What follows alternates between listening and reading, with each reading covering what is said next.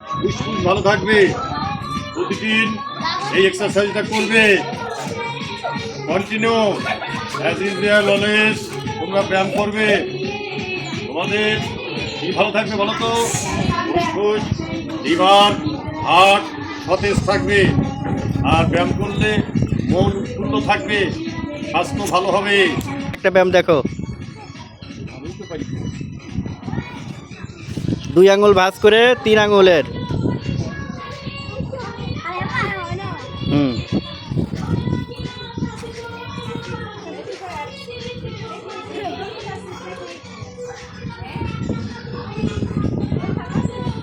এই ব্যায়ামের উপকারিতা কি স্যার? এই ব্যায়ামের হলো রক্ত সঞ্চালন ক্রিয়া সঠিক থাকবে।